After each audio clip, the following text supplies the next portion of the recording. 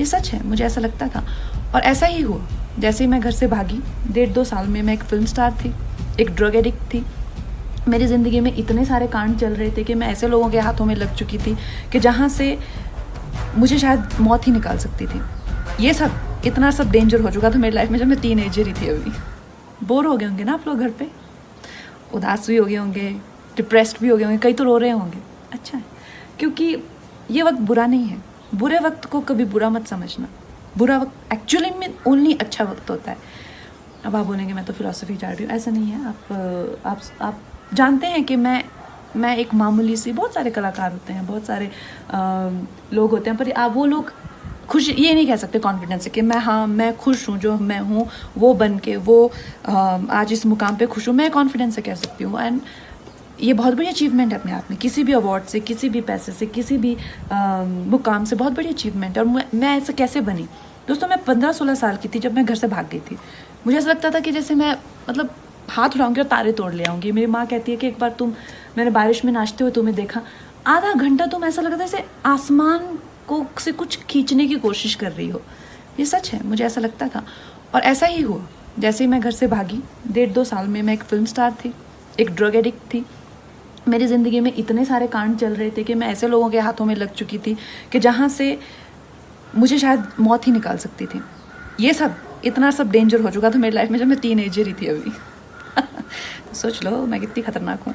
Anyway, सो उसके बाद हुआ यूँ कि मेरी ज़िंदगी में एक बहुत अच्छे शख्स आए, मेरे मित्र, जो उस टाइम एक स्ट्रगलिंग फाइट मास्टर थे। तो उन्होंने मुझे योगा मित्रता हुई तो उन्होंने मुझे योगा कराना शुरू किया। एक दिन उन्होंने कहा आंखें बंद करो। आंखें बंद की तो मैं रोना ही ना रुके। तो कहते यार बड़ी अजीब लड़की, आंखें ही नहीं बंद कर सकती, तो मेडिटेशन कैसे करेगी? तो उन्होंने मौका मिलते ही मुझे एक बुक दे दी, राजा योगा। तो उस बुक में प्रोसेसेस हैं बहुत सारे, बहुत अच्छे, और मैंने विवेकानंद जी को अपना गुरु मान लिया और उन्हीं के गाइडेंस में मैंने अपने आप को बहुत संवारा।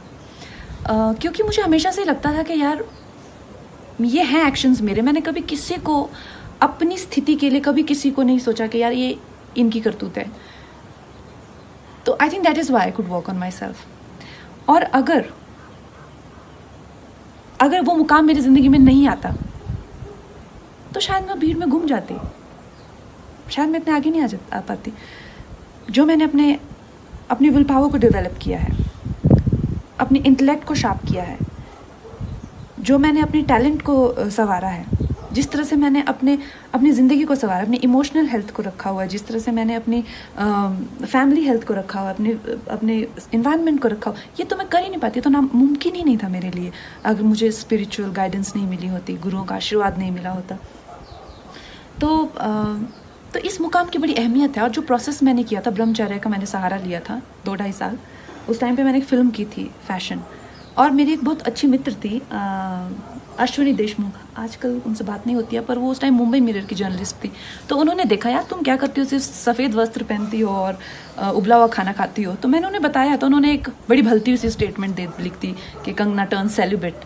तो ब्रह्मचर्य इज़ नॉट अबाउट सेलिब्रेसी और नॉट जस्ट अबाउट सेलिब्रेसी। ब्रह्मचर्य के बहुत अच्छे प्रोसेसेस होते हैं, और उससे जो है आपकी एनर्जी को अगर आपको बिल्कुल अपने हाथों में लेना हो, अगर आपको अपनी लाइफ की जो गाड़ी की ब्रेक है या क्लच है, सब अपने हाथ में, व्हील अपने हाथ में लेना है, you need to do processes like that. And specially अगर आपके पास ऐसी